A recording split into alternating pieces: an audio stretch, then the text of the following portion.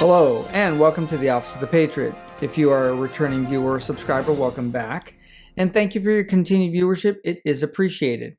If you're new to my channel, congratulations on finding it. If you enjoy the content, please consider subscribing, hitting the bell icon for up-to-date uploads.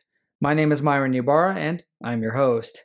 A couple of episodes ago, I spoke about the unintended or intended consequences, depending on who you talk to, of the plandemic. And today I'm going to say in that same vein, with just a small detour, focusing on why the left continues to insist that people who opt out of getting the COVID-19 vaccine and or refuse to wear the face diaper are anti-vaxxers and or science deniers. But before I get into this topic any further, I would like to get your input. Do you believe that the COVID-19 vaccine and mask mandates help control the spread of COVID or exacerbate it? Please take a minute to comment below. According to the CDC, the average traditional vaccine participation rate is roughly 80 to 90% of the population. And that would include the likes of the measles, mumps, and flu vaccines. However, in the case of the COVID-19 vaccine, those numbers are significantly less. Only about 68% of the population got both initial doses, and that number dropped significantly to 38% of the population who received at least one booster. While researching this topic, I was trying to understand why some people chose not to get the COVID-19 vaccine, more commonly known as the JAB. And what I found was it was a little more difficult than I expected it to be. There are hundreds of internet sites that catalog numerous reasons why people opted not to get the JAB and fought mask mandates at every turn. However, four reasons continue to pop up on a regular basis. And they are an unproven safety record and efficacy of the JAB and masks, a distrust of government and bureaucratic agencies, a reliance on natural immunity and or herd immunity, and medical autonomy and personal freedom. So let's talk about each of these reasons in the order presented. First, the COVID-19 vaccine, and it's based off of mRNA technology. And while mRNA technology has been around for quite some time, this is the first time it has been used as a basis for a human vaccine. There are quite a few websites that go over what an mRNA vaccine is in detail. However, in simple terms, that vaccine is a program, and that program orders your cells, in this case your red blood cells, and even more specifically, the outside protein sheath of your red blood cell to change from a smooth coating to a spiked one. And the spiked protein coating is a copy of the outer casing of the COVID-19 virus. Your immune system is then triggered by the spike protein of your red blood cell and initiates an immune response to generate antibodies to fight the infection. Over time, the spike protein sheath sloughs off, and your original red blood cell protein sheath is restored.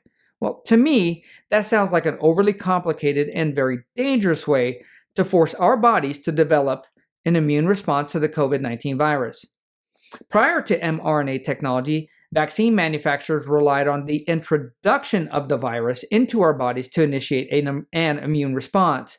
And some of these technologies included inactive vaccines, which use a dead virus, a live attenuated vaccine, which uses a weakened non-replicating virus, subunit or conjugate vaccines, which use part of the virus, and toxoid vaccines, which use a toxic byproduct of the germ to generate the immune response in the body. And all of these vaccine technologies have been successfully used for about 50 years. Well, are there risks associated with the use of any vaccine? Well, sure. But all of these vaccine types have a proven track record, while mRNA does not. Next, our government's insistent that vaccines and mask mandates are safe and effective in reducing the spread of COVID and protecting people from getting COVID. Well, if you're watching this presentation, you already know that this assertion by our government and the liberal legacy media has been proven false time and again. At best, the jab minimizes COVID symptoms, and masking minimizes active viral shedding, but at significant cost. At government insistence, all of these mandates were enforced to help keep the population safe. But if we really look into the inner workings of business and government relations, we can see that all of our elected officials and bureaucrats gave vaccine manufacturers a pass on safety and efficacy requirements, as well as any liability from harm vaccines cause in exchange for, you guessed it, money. And that's the reason for the distrust. Next, natural immunity and herd immunity. Both of these natural processes have been protecting human beings and pretty much all life on Earth for as long as we've been here. Natural immunity occurs when you're exposed to a virus and your body's own immune system develops antibodies to fight the infection over a period of time. Once the antibodies are developed, they provide protection from future infections of that same virus, also for over a period of time. Herd immunity allows for the transmission of antibodies, like a virus, to other people during the viral shedding process, like coughing, sneezing, talking, touching, and breathing. This is done to pass on immunities that others have developed, allowing for the rest of the population to benefit from the few who suffered infection. Our government and the liberal media discounted this process and at times even referred to it as pseudoscience, even though it is a scientifically proven process of acquiring immunity. Finally, medical autonomy and personal freedom. It was one thing to mandate the jab, but it's another thing to make personal decisions or make a person's decision not to get the jab public knowledge and even shame them for it. Our government and the liberal legacy media went to great lengths to try to shame people who would not get the jab and who would not wear masks. And they were un-American and selfish, terrorists and science deniers.